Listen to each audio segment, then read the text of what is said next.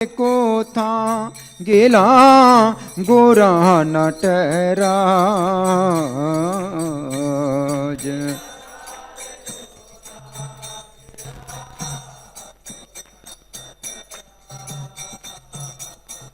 पाषाण कोटि बो माथा अनाले पसीबो।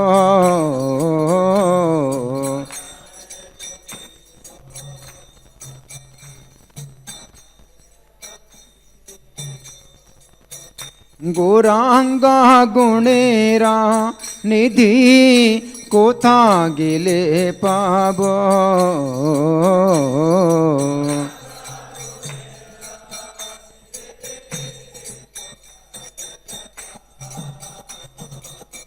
से साहब संगीरा संगे जे कैलो बिलास।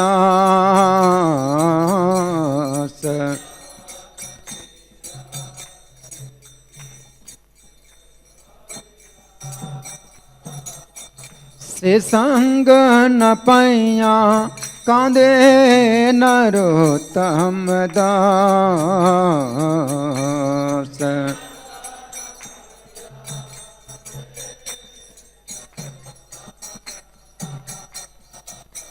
जय वैष्णव ठाकुर वैष्णव ठाकुर वैष्णव ठाकुर जय वैष्णव ठाकुर।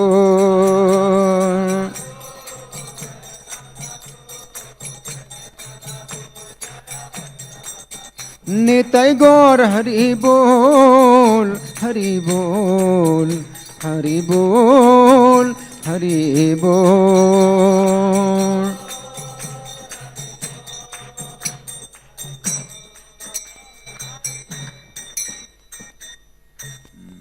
इस भजन का अर्थ है इस प्रकार से है। जिया नीलो प्रेम धन करुणा प्रचुर। जो अपनी प्रचुर करुणा के कारण गोलोक धाम से प्रेम धन लेकर के आए।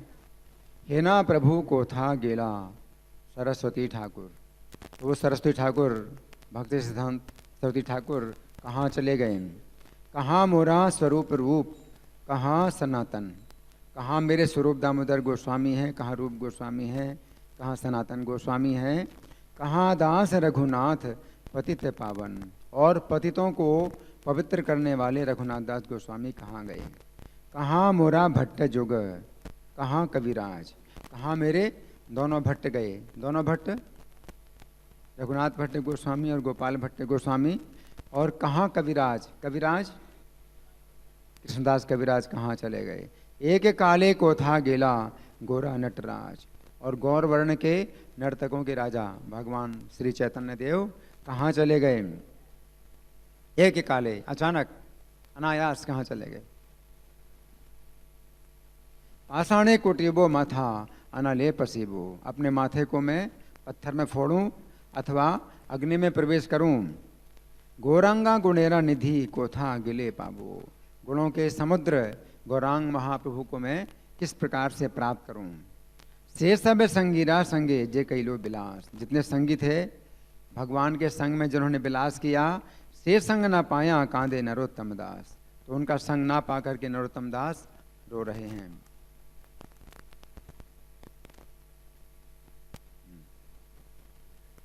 तो गौड़ी वैष्णव चरितामृत में से मैं कुछ बातें पढ़ करके और चर्चा करूंगा आप लोगों के साथ में। शिला ऐसी भक्ति वेदांत स्वामी प्रभुपाद के गुरुदेव शिला भक्ति सिद्धांत सरस्वती ठाकुर 6 फरवरी 1874 को श्री क्षेत्र धाम में शिला सच्चिदानंद भक्ति विनोद ठाकुर के पुत्र के रूप में प्रकट हुए। कहाँ पर इनका जन्म हुआ था भक्ति सिद्धांत सरस्वती ठाकुर का? जगन्नाथपुरी में। बाल्यकाल से ही शीघ्र वेद विशारद हो गए। इन्होंने भगवत गीता कंठस्थ कर ली। 7 वर्ष की अवस्था में, जैसे कृष्ण ने 7 दिन तक गोवर्धन पर्वत धारण किया था, कृष्ण 7 वर्ष की अवस्था में 7 दिन के लिए गोवर्धन पर्वत धारण किया था। उसी प्रकार से 7 वर्ष की अवस्था में इन्होंने गीता के 700 श्लोक कंठस्थ किए। हरि बोल। और केवल श्लोक ही कंठस्थ नहीं किए, बल्कि इनका अर्थ भी पूरी तरह से पूर्ण इनका अर्थ भी वो बता सकते थे, एक एक श्लोक का अर्थ भी। 7 वर्ष की अवस्था में गीता के 700 श्लोक केवल कंठस्थी नहीं किए, बल्कि अर्थ सहित कंठस्थ किए इन्होंने। और जब स्कूल में पढ़ते थे, पाठशाला में पढ़ते थे, तो ये बालक घर में स्कूल की किताबें नहीं पढ़ता था। स्कूल की किताबें स्कूल में खोलता था और घर की किताबें घर में खोलता था। और घर की किताबें भक्तिविनोद ठाकुर के द्वारा लिखित पुस्तकें थीं, और स्कूल में हमेशा प्रथम स्थान प्राप्त करते थे। लेकिन घर में स्कूल की पुस्तकें नहीं खोलते थे। घर में क्या करते थे, अपने पिता की दार्शनिक कृतियों का आस्वादन करते थे। उनके पिता ने, भक्तिविनोद ठाकुर ने 100 पुस्तकें लिखी, है ना, तो उनका आस्वादन करते थे। अपने सुविस्तृत ज्ञान के कारण ये जीवंत ज्ञान कोश के नाम से विख्यात हुए। इन्होंने 2 प्रकार का विरोधी प्रचार किया। 2 प्रकार, 2 बातों के विरुद्ध प्रचार किया। पहला प्रचार किया जातिवाद के विरुद्ध। जातिवाद का मतलब क्या है कि भाई आप अगर ब्राह्मण परिवार में पैदा हुए तो आप ब्राह्मण हैं, चाहे योग्यता हो या ना हो। और आप शूद्र परिवार में पैदा हुए तो आप शूद्र हैं। तो ये जातिवाद कहलाता है। तो ये जो है बहुत रूढ़ी, बहुत ये जो है गहरी, ये जो है रूढ़ियाँ बन गई थी समाज में। ये रूढ़ियाँ जो है बहुत गहरी हो गई। तो इन्होंने ही क्रांतिकारी प्रचार किया जातिवाद के विरुद्ध। और दूसरा गौड़ी वैष्णववाद से दार्शनिक विचलन के विरुद्ध। गौड़ी वैष्णववाद, गौड़ी वैष्णव सिद्धांत में भी बहुत से विचलन हो गए थे और विकृतियाँ आ गईं, बहुत सी विकृति आ गई, है ना।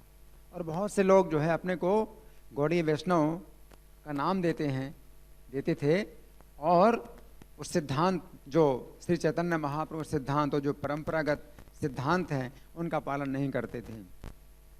तो इन्होंने 2 प्रकार से जो है विरोध किया। प्रचार इनका जो है विरोधी प्रचार था।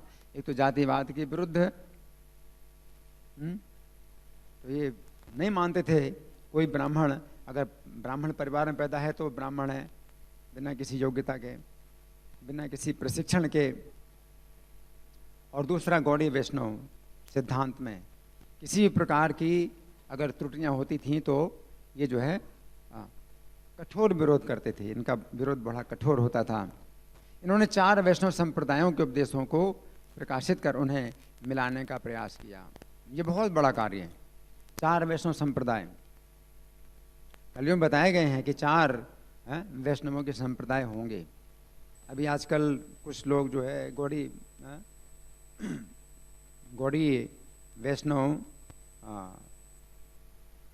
वैष्णव संप्रदाय में कुछ लोग हैं जो इसका विरोध कर रहे हैं कि 4 वैष्णव संप्रदाय नहीं हैं।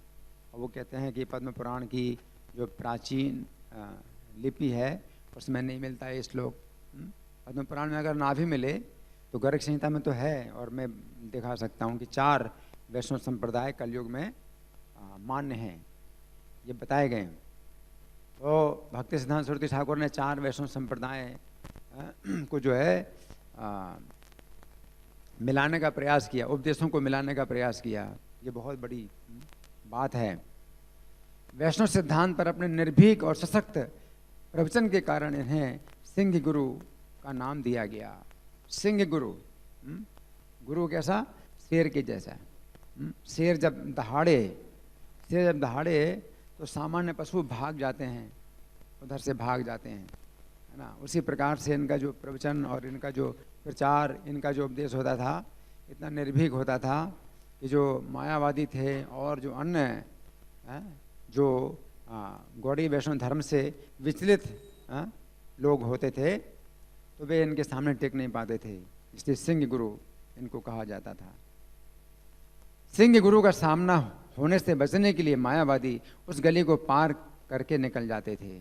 जिस रास्ते में चलते थे तो सामने से कोई मायावादी अगर आ रहा है तो वो जो है रास्ता दूसरे रास्ते से निकलता था कि पकड़ेंगे। जैसे शेर जिस रास्ते से चले तो दूसरे पशु जो है उस रास्ते को छोड़ देते हैं।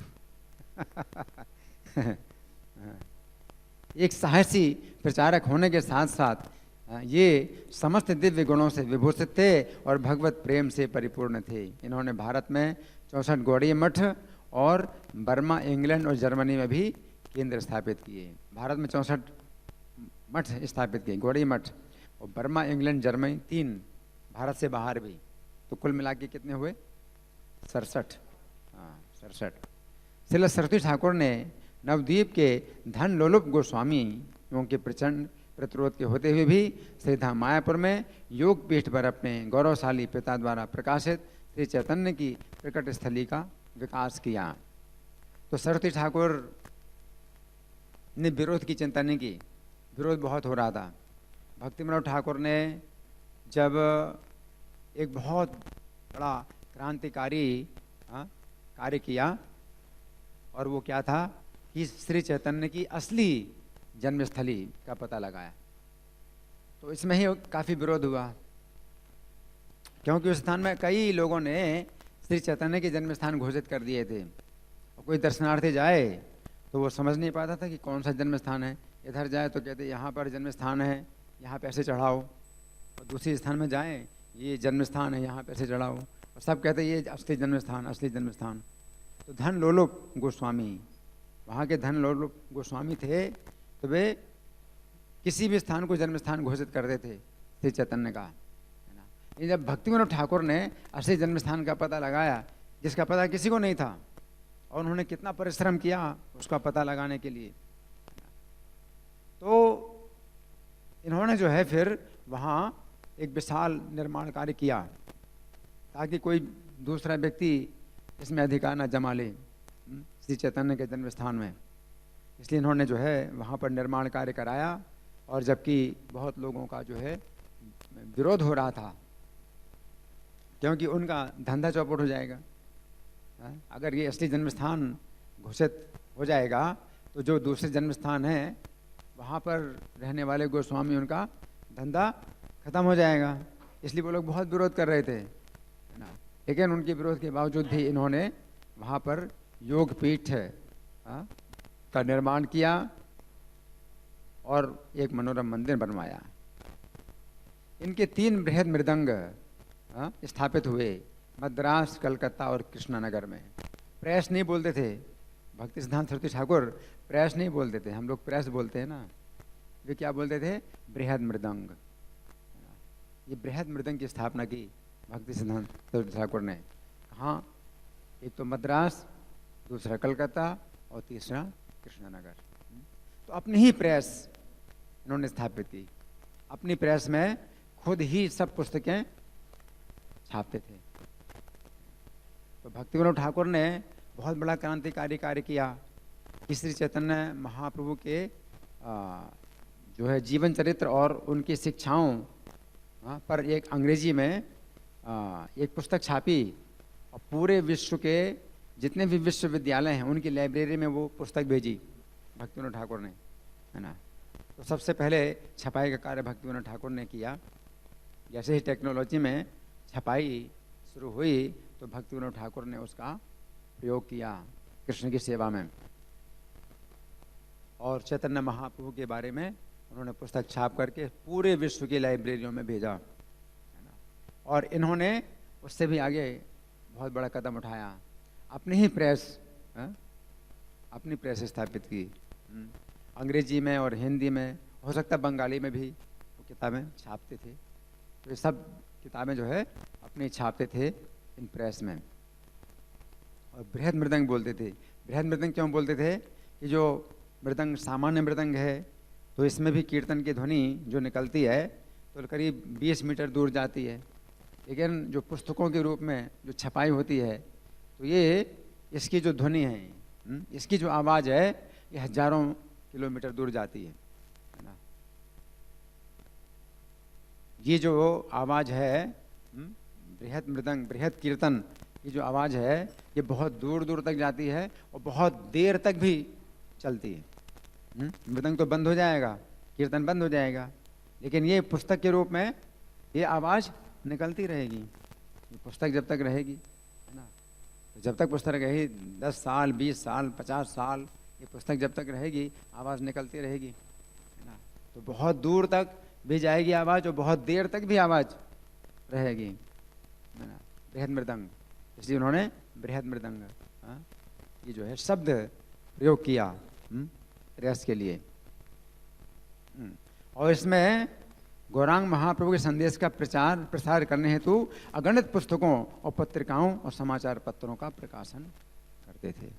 बहुत प्रकाशित की, बहुत पुस्तकें प्रकाशित की। हालांकि उस समय पुस्तक वितरण का उतना जो है सशक्त कार्यक्रम नहीं हुआ था जो प्रभुपाद ने किया। इन्होंने छपाई बहुत की, किताबों की छपाई बहुत की, लेकिन उनका वितरण उतना नहीं हो पाया जितना होना चाहिए। लेकिन छपाई का जो कार्य है इन्होंने अपना ही मतलब शुरू किया था।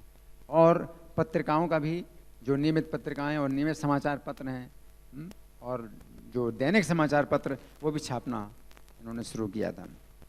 जब इनसे प्रश्न किया गया कि नदिया प्रकाश नामक दैनिक आध्यात्मिक समाचार पत्र का प्रकाशन क्यों कर रहे हैं, इनसे प्रश्न पूछा गया कि रोज दैनिक समाचार पत्र आप प्रकाशित करते हैं, इतनी सामग्री आपको कहाँ से मिलेगी? जो भौतिक समाचार पत्र होते हैं उनकी सामग्री तो खूब मिलती है। भौतिक समाचार पत्रों में बहुत सामग्री मिलती है, इधर झगड़ा हुआ, उधर झगड़ा हुआ, इधर व्यभिचार हुआ, इधर बलात्कार हुआ, इधर खून हुआ, इधर लड़ाई मारपीट हुई, बहुत समाचार मिलते हैं। तो बहुत सामग्री मिलती है छापने के लिए दैनिक समाचार पत्र, जो भौतिक समाचार होते हैं। आध्यात्मिक समाचार में आपको कितना मिलेगा सामग्री, रोज आप छापते हैं? तो इन्होंने उत्तर दिया यदि एक छोटे से नगर में भी 5 समाचार पत्र दैनिक समाचार पत्र निकलते हैं, तो हम पूर्ण पुरुषोत्तम भगवान के असीम दिव्य धाम गोलोक वृंदावन में उनकी नित्य नूतन गतिविधियों के विषय में प्रतिक्षण एक समाचार पत्र क्यों नहीं प्रकाशित कर सकते? हरि बोल। अगर प्रतिक्षण क्षण अगर माना जाए तो क्षण 4 मिनट का होता है। अगर क्षण शब्द का अर्थ लिया जाए तो 4 मिनट होता है। तो इनका कहना था कि हर 4 मिनट में एक समाचार पत्र क्यों नहीं हम छाप सकते? हम तो रोज समाचार पत्र छाप रहे हैं, तो बहुत कम है। दैनिक समाचार पत्र जो हम छाप रहे हैं ये तो बहुत कम है। हर 4 मिनट में एक समाचार पत्र छपना चाहिए, क्योंकि भगवान की कितनी लीलाएं हो रही, है ना। आध्यात्मिक जगत तो इस भौतिक जगत की तुलना में 3 गुना ज़्यादा विस्तृत है। तो इस भौतिक जगत में भी जो है एक छोटे से शहर में 5 समाचार पत्र छपते हैं रोज। तो आध्यात्मिक जगत के जो समाचार हैं और लीलाएं हैं भगवान की कितनी हो रही हैं। तो इतना कहने का साहस तो इनके अंदर ही था, इतनी बात कहने का साहस तो इनके अंदर था, और किसके अंदर हो सकता है?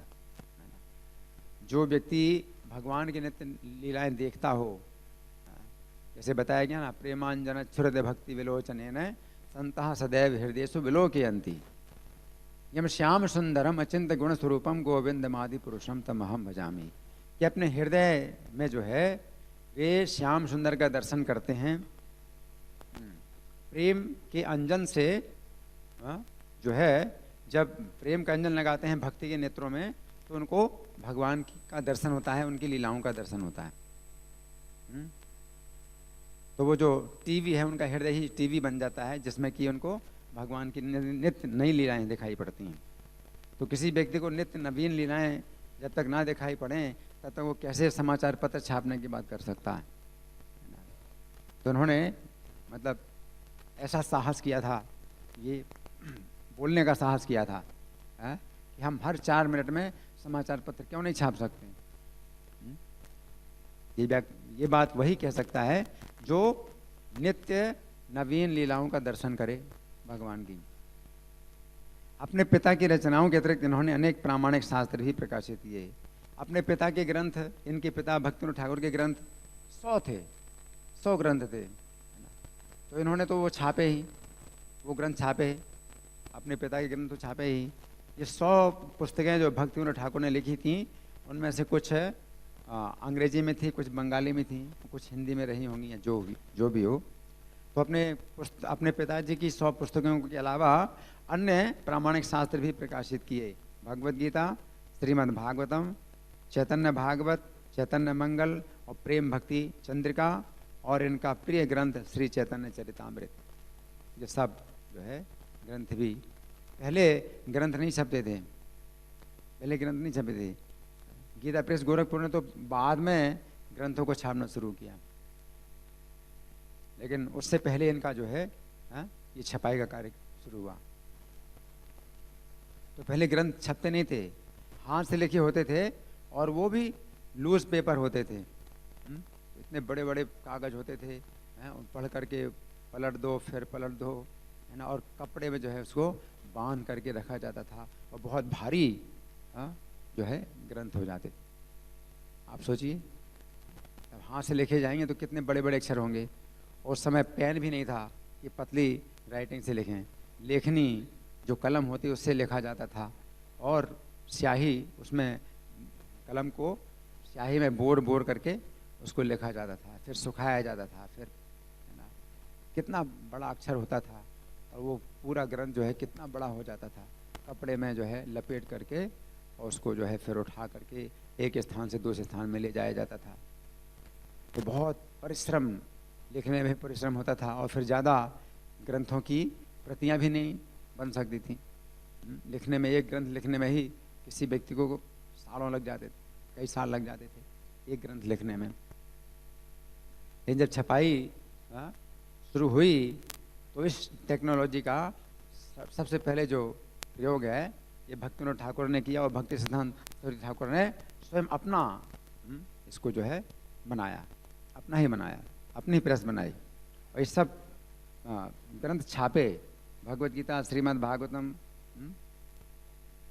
चैतन्य भागवत, चैतन्य मंगल, प्रेम भक्ति चंद्रिका और चैतन्य चरितामृत, इन्होंने भविष्यवाणी की थी। इसीलिए कृष्णदास कविराज द्वारा चैतन्य चरितामृत में जो अमृत का रस है उसको लेने के लिए विदेशी लोग बंगाली भाषा को सीखेंगे, भविष्यवाणी की थी कि चैतन्य, हरि बोल, चैतन्य चरितामृत में जो भक्ति का रस भरा हुआ है उसको पाने के लिए विदेशी लोग बंगाली भाषा सीखेंगे। बंगाली भाषा सीखने का एकमात्र कारण क्या होगा? चैतन्य चरितामृत में जो कृष्णदास कविराज ने भक्ति रस डाला है उसको पाने के लिए विदेशी लोग बंगाली भाषा सीखेंगे। प्रचार कार्य को व्यापक बनाने हेतु इन्होंने नव प्रवर्तन किए, बहुत से इन्होंने जो है नई नई योजनाएं बनाई प्रचार कार्य को व्यापक बनाने के लिए। उनमें से एक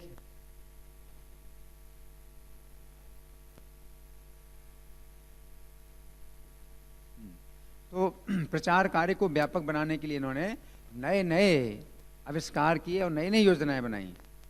कोई सोच नहीं सकता, लेकिन इन्होंने सब कार्य किए।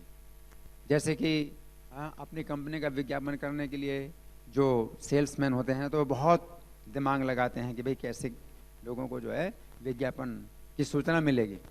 उसी प्रकार से इनका जो है दिमाग चलता था कि कृष्ण भावनामृत का प्रचार कैसे हो, अधिक से अधिक लोगों को कैसे संदेश मिले, इसके लिए इन्होंने भी नए नए आविष्कार किए।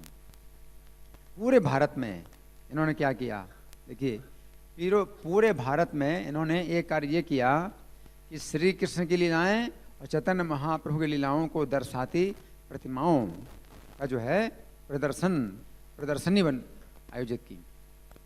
आयोजित की, एग्जीबिशन बोलते हैं ना। पूरे भारत में इन्होंने प्रदर्शनियाँ स्थापित की। चैतन्य महाप्रभु लीलाओं को दर्शाती हुई मूर्तियों के रूप में चैतन्य महाप्रभु लीलाएं दर्शाती है ना। जैसे चैतन्य महाप्रभु जगाई मध्याय को धार कर रहे हैं, उनके हाथ में चक्र है और वो मारने के लिए तैयार हैं। जगाई मध्याय उनके चरणों में गिर पड़े हैं, नित्यानंद प्रभु के सिर से खून बह रहा है। नित्यानंद प्रभु जो है उनको चैतन्य महाप्रभु मना कर रहे हैं कि मत मारिए। तो इस तरह के जो दृश्य हैं ये इन्होंने बनाए। श्री कृष्ण की लीलाओं के भी दृश्य, पूतना जो है कैसे कृष्ण को उठाती है, या कृष्ण कैसे स्तन पीते हैं और पूतना कैसे मारी जाती है। तो ऐसे कृष्ण की लीलाएं बहुत सी हैं और चैतन्य महाप्रभु लीलाएं हैं बहुत सी। तो मूर्ति के रूप में प्रदर्शन करना, तो कई मूर्तियाँ जो है बना करके और भगवान की एक लीला का जो है प्रदर्शन करना, इस तरह से इन्होंने प्रदर्शनियाँ पूरे भारत में स्थापित की और शिल्प विज्ञान प्रयोग में लाते हुए चलायमान कठपुतलियों का भी प्रदर्शन कराया। जितनी टेक्नोलॉजी उस समय थी उसका पूरा उन्होंने प्रयोग किया, पूरा। तो अभी तो टेक्नोलॉजी ऐसी भी कि आवाज़ भी निकलती है उसी तरह से, मुंह भी चलता है, आवाज़ भी निकलती है। उस समय तो इतना नहीं था, लेकिन फिर भी चलायमान मूर्तियाँ उस समय भी कुछ चलने लगी थी मूर्तियाँ। तो उनको भी जो है इन्होंने कृष्ण की लीला में, चैतन्य लीला में प्रयोग किया उनका भी। जहाँ जहाँ श्री चैतन्य के चरण पड़े वहाँ वहाँ स्मृति के रूप में संगमरमर पर अंकित श्री चैतन्य के चरण कमलों के चिन्ह स्थापित किए।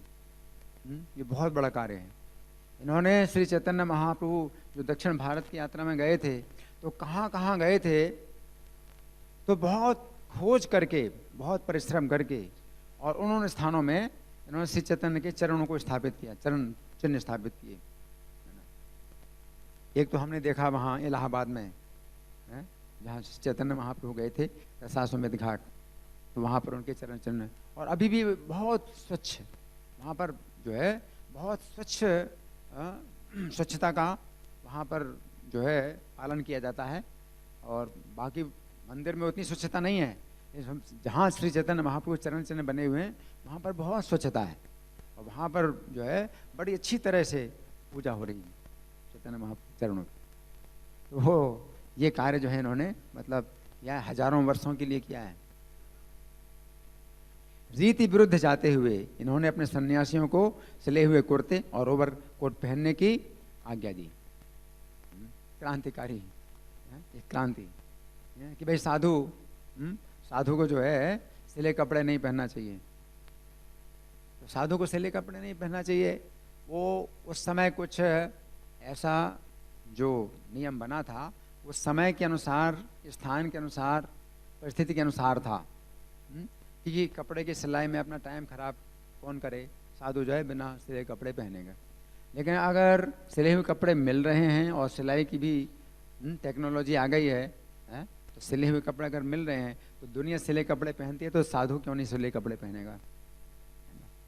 और उससे जो है अपने शरीर की रक्षा होती है, अपना समय बचता है, जैसे अधिक से अधिक प्रचार में वो लग सकता है।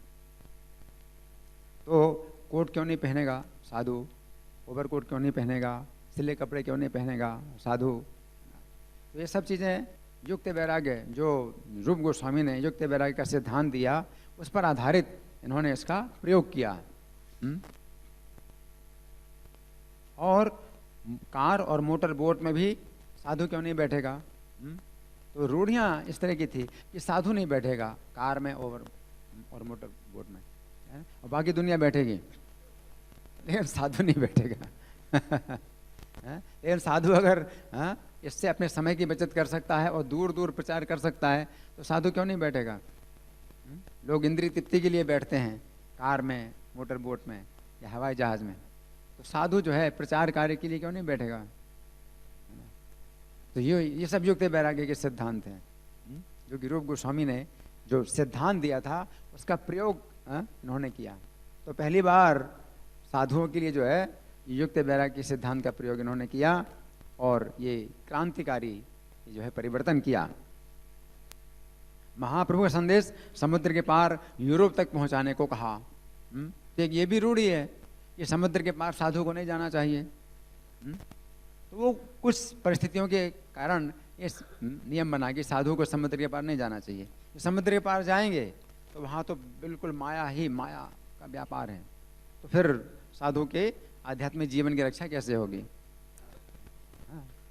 परंतु अगर कोई साधु इतना शक्तिशाली है कि वहाँ जाकर के प्रचार कर सकता है, माया के विरुद्ध प्रचार कर सकता है कृष्ण भावनामृत का, तो समुद्र के पार क्यों नहीं जाएगा। तो उन्होंने आज्ञा दी, समुद्र के पार जाओ, यूरोप में जाओ, दूसरे स्थानों में जाओ और महाप्रभु का संदेश पहुँचाओ। क्योंकि महाप्रभु ने भविष्यवाणी की है कि पूरी पृथ्वी में जितने नगर गांव हैं सर्वत्र मेरे नाम का प्रचार होगा। जब चैतन्य महाप्रभु की भविष्यवाणी है तो शक्ति तो उस भविष्यवाणी में है, और फिर ये आज्ञा देते हैं तो इनकी शक्ति से कोई जाए और प्रचार करे। इसलिए भक्ति सिद्धांत सरस्वती ठाकुर के क्रांतिकारी प्रचार विचार कहाँ से निकले? श्रील रूप गोस्वामी के द्वारा प्रकाशित युक्त वैराग्य के शास्त्रीय सिद्धांत से उभर कर आए। रूप गोस्वामी का युक्त वैराग्य का सिद्धांत है, वो क्या है? युक्त वैराग्य अनासक्तस्य विषयान् यथार्हम् उपयुञ्जतः निर्बंधा कृष्ण संबंधी युक्तम वैराग्यम उच्यते। तो युक्त वैराग्य का मतलब यही है, अनासक्त से, कि स्वयं आसक्त ना हो करके, अनासक्त से विषयान, निर्बंधा कृष्ण संबंधी, कृष्ण के संबंध में अगर प्रयोग किया जा सकता है, कृष्ण की सेवा में अगर किसी चीज़ का उपयोग किया जा सकता है तो युक्त वैराग्य है। तो हर चीज़ को कृष्ण की सेवा में लगाया जाए। नित्य मुक्त होने के कारण श्रील सरस्वती ठाकुर को पता था कि माया को किस प्रकार श्री कृष्ण की सेवा में लगाया जाए। तो इनके पास ऐसी शक्ति थी कि माया को भी कृष्ण की सेवा में लगा सकते हैं, और माया इनको अपनी सेवा में नहीं लगा सकती। तो ऐसे शक्तिशाली जो वैष्णव हैं वही युक्त वैराग्य का जो है उपदेश कर सकते हैं और स्वयं पालन कर सकते हैं, है ना। तो माया इनको अपनी सेवा में नहीं लगा सकती, ये माया को सेवा में, कृष्ण की सेवा में लगा सकते हैं। युक्त वैराग्य का ये मतलब है। श्रील ठाकुर भक्ति विनोद के चरण चिन्हों का अनुगमन करते हुए इन्होंने सामाजिक सामंजस्य और सबको आध्यात्मिक सुख प्रदान करने के लिए दैवी वर्णाश्रम का प्रचार किया। तो एक दैवी वर्णाश्रम है।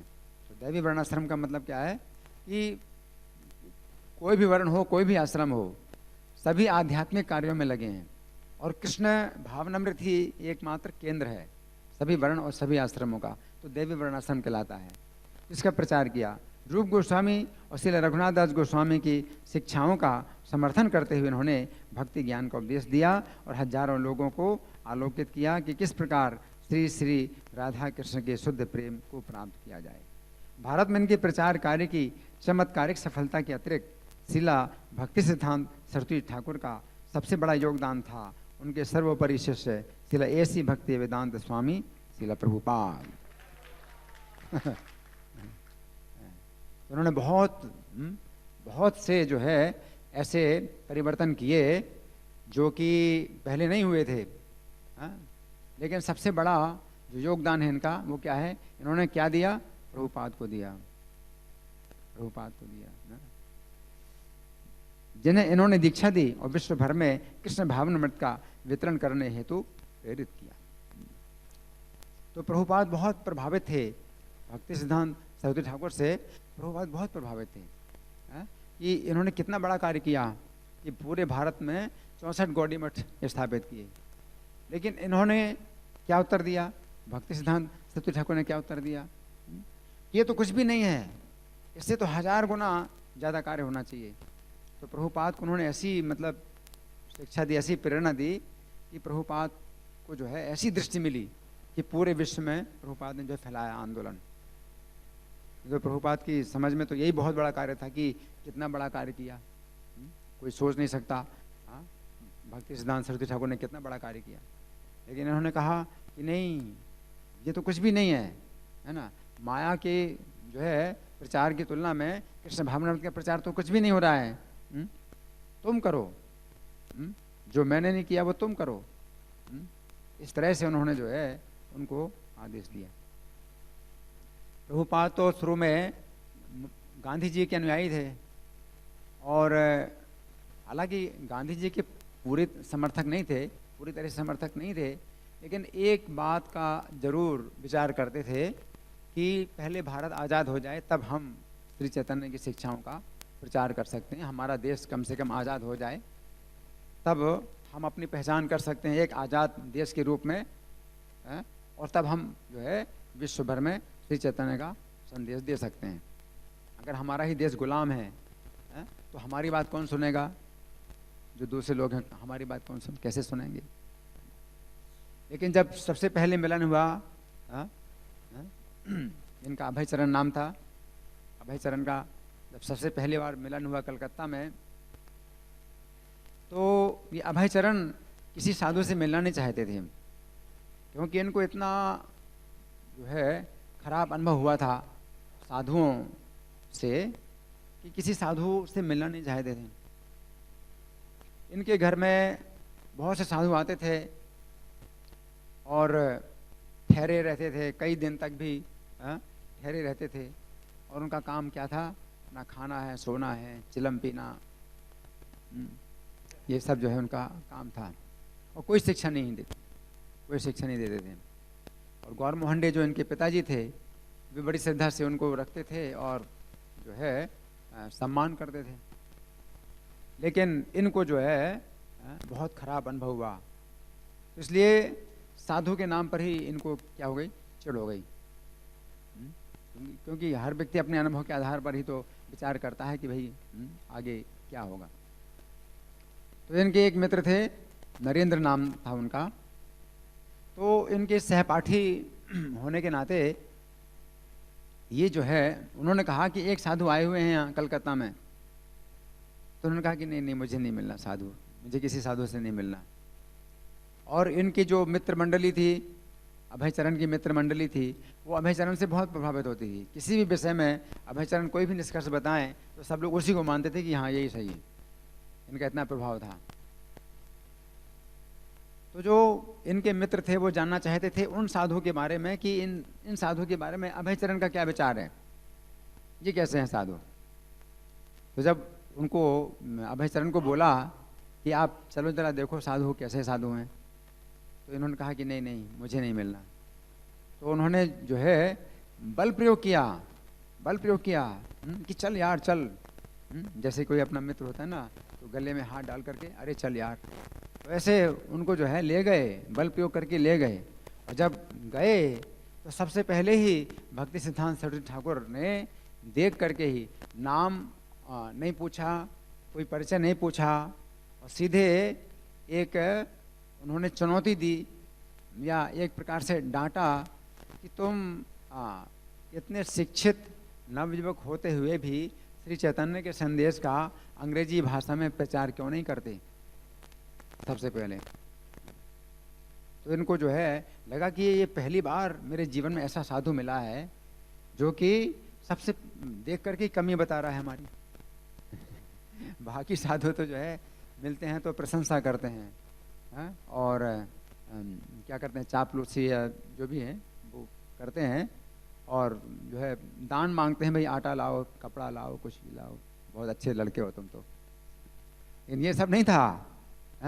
एक ऐसा साधु मिला जो कि चैतन्य महाप्रभु के संदेश का अंग्रेजी भाषा में प्रचार की मांग कर रहा है, और ये कमी देख रहा है कि मेरे अंदर इतनी बड़ी कमी है, बहुत बड़ी कमी है। इतनी बड़ी योग्यता होने के बावजूद भी कि तुम पढ़े लिखे नवयुवक हो, तो अंग्रेजी भाषा में श्री चैतन्य के संदेश का प्रचार क्यों नहीं करते। ये पहला जो है ये अनुभव हुआ। अभयचरण को पहली बार अनुभव हुआ कि एक ऐसा भी साधु हो सकता है कि ऐसी बात बोले। तो इन्होंने उत्तर दिया, इन्होंने प्रश्न के उत्तर में प्रश्न किया। अभयचरण ने प्रश्न किया कि जब तक हमारा देश गुलाम है तब तक आपके चैतन्य महाप्रभु का संदेश कौन सुनेगा। जब तक हमारा देश गुलाम है तब तक आपके चैतन्य महाप्रभु का संदेश कौन सुनेगा, है ना। तो इन्होंने फिर जो है मतलब तर्क दिया। भक्ति सिद्धांत सरस्वती ठाकुर ने तर्क दिया। उन्होंने तर्क दिया कि भारत की जो राजनीतिक स्थिति है इसका श्री चैतन्य के संदेश से कोई संबंध नहीं। भारत की राजनीतिक स्थिति मतलब कहने का यह है कि भाई ये विदेशी हैं, हम स्वदेशी हैं, ये तो सब जो है शरीर की पहचान के कारण ही हम लोग ये मानते हैं कि भाई ये गोरे हैं, ये काले हैं, ये भारतीय हैं, ये यूरोपीय हैं, ये तो सब शरीर के पहचान के कारण है। लेकिन हम तो शरीर नहीं हैं। इसी भक्ति सिद्धांत सरस्वती ठाकुर ने आत्मा के धरातल पर जो है प्रभुपाद को मतलब अभयचरण को पराजित किया। और जीवन में पहली बार अभयचरण को एक ऐसा व्यक्ति मिला जिसने उनको पराजित किया। तो जब निकल करके आए वहां से तो नरेंद्र ने पूछा कि साधु कैसे लगे, तुम तो मिलना नहीं चाहते थे, साधु कैसे लगे। तो इनको जो है महसूस हो रहा था कि आज पहली बार मैं किसी से हारा हूं, और इनको बड़ी संतुष्टि हो रही थी। अभयचरण को बड़ी संतुष्टि हो रही थी कि कि आज पहली बार मैं किसी से तर्कों में हारा हूँ, किसी ने मुझे हराया है। तो उन्होंने नरेंद्र को कहा कि आज पहली बार मुझे ऐसा साधु मिला है जिसके शक्तिशाली हाथों में श्री चैतन्य का संदेश सुरक्षित है। हरि बोल। और भक्तिविनोद ठाकुर ने इसीलिए प्रार्थना की थी। श्री जगन्नाथ मंदिर में भी प्रार्थना करते थे, भक्तिविनोद ठाकुर प्रार्थना करते थे कि एक ऐसी आत्मा को भेजिए मेरे घर में जो कि श्री चैतन्य के संदेश को सुरक्षित रखे और आगे बढ़ाए। क्योंकि बहुत खतरा था, श्री चैतन्य के संदेश के लिए बड़ा खतरा था, क्योंकि कितने अपसंप्रदाय हो गए थे जो कि श्री चैतन्य के संदेश को विकृत कर रहे थे, दूषित कर रहे थे और अपने को चैतन्य का अनुयायी बताते थे। तो भक्तिविनोद ठाकुर ने जगन्नाथ जी से प्रार्थना की थी कि एक ऐसी आत्मा भेजिए जो कि श्री चैतन्य के संदेश को सुरक्षित रखे और उसको फैलाए।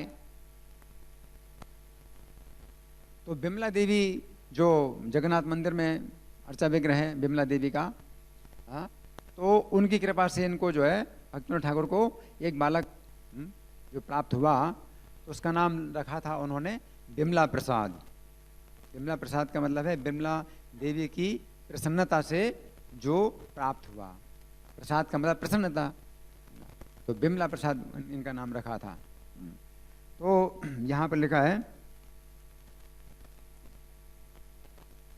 जब शिला प्रभुपाद को अपने गुरुदेव शिला भक्ति सिद्धांत सरस्वती ठाकुर का गुणगान करने के लिए कहा गया, तब वे बोले मैं उनके बारे में क्या कह सकता हूँ, वे तो वैकुंठ पुरुष थे। प्रभुपाद ने मतलब ये कहा कि मैं उनके बारे में क्या कह सकता हूँ, वे तो वैकुंठ पुरुष थे। तो भक्ति सिद्धांत सरस्वती ठाकुर का ऐसा व्यक्तित्व था, उनका जो है प्रभाव भी ऐसा था कि जैसे कोई व्यक्ति सीधे वैकुंठ से ही आया है, इस भौतिक जगत के नहीं है, ये जो है भौतिक जगत के नहीं है, वैकुंठ। गोलोक वृंदावन में राधा गोविंद की नित्य लीला में शिला सरस्वती ठाकुर नयन मणि मंजरी के रूप में सेवारत हैं। तो नयन मणि मंजरी, तो ये सब बातें जो है हमें जो पता चलती हैं, ये कुछ ऐसे मनमानी नहीं है कि कोई अपने आप बना दे। अगर ये नयन मणि मंजरी के रूप में सेवा करते हैं तो ये जो सूचना है ये प्रामाणिक स्रोत से ही प्राप्त हुई है। जैसे भक्तिविनोद ठाकुर अपने बारे में अपने ही गीत में लिखते हैं कि मैं कमल मंजरी हूँ। भक्तिविनोद ठाकुर जो है भगवान की लीला में कमल मंजरी हैं। उसी प्रकार से भक्ति सिद्धांत सरस्वती ठाकुर भगवान की लीला में कौन है, नयन मणि मंजरी हैं। इनकी पुष्प समाधियाँ राधा कुंड में हैं और राधा दामोदर मंदिर में हैं। 2 स्थानों में इनकी पुष्प समाधि है। तो जब शिला प्रभुपाद से पूछा गया था, प्रभुपाद जब मायापुर में जाते थे तो उनकी समाधि भक्ति सिद्धांत सरस्वती ठाकुर की जो समाधि है वहाँ गौड़ी मठ में है। तो प्रभुपाद जब वहाँ से गुजर गए, निकल गए और समाधि का दर्शन नहीं किया, तो उनके गुरु भाई काफ़ी उद्विग्न हुए और वे शिकायत करने लगे कि ये जो है अपने गुरु की समाधि में नहीं आ रही। तो समय प्रभुपाद से जब पूछा गया, उनके शिष्यों ने पूछा, तो प्रभुपाद ने कहा कि मेरे गुरु महाराज मेरे साथ ही हैं। और एक छोटा सा चित्र फ्रेम प्रभुपाद ने निकाला, देखा है कि मेरे गुरु महाराज मेरे साथ में हैं। तो प्रभुपाद को जो है जिस समय भक्ति सिद्धांत सरस्वती ठाकुर से आदेश प्राप्त हुआ था कि जब भी तुम्हें धन मिले तो तुम पुस्तकें छापो। तो ये जो आदेश है ये प्रभुपाद ने अपने हृदय में इतनी गहराई से धारण किया था कि उन्होंने कितने भी मंदिर बनवाए, प्रभुपाद ने बड़े बड़े मंदिर बनवाए, जबकि ये आदेश उन्हें भक्ति सिद्धांत सरस्वती ठाकुर ने नहीं दिया, मंदिर बनाने का आदेश नहीं दिया था, पुस्तकें छापने का आदेश दिया। लेकिन जब प्रभुपाद ने बड़े बड़े मंदिर बनवाए तो उन सब मंदिरों में उन्होंने पुस्तक वितरण की जो कार्यक्रम है वो सबसे ज़्यादा फैलाया। उन्होंने कहा कि जितना भी बड़ा मंदिर है तो उतना ही ज़्यादा पुस्तक वितरण होना चाहिए। पुस्तक वितरण का जो कार्यक्रम है ये मंदिर निर्माण से ज़्यादा महत्वपूर्ण है। तो प्रभुपाद ने जो है पुस्तक वितरण को मंदिर निर्माण से ज़्यादा महत्व दिया। शिला भक्ति सिद्धांत ठाकुर तिरुभाव तिथि महामहोत्सव की, जगत गुरु शिला प्रभुपाद की।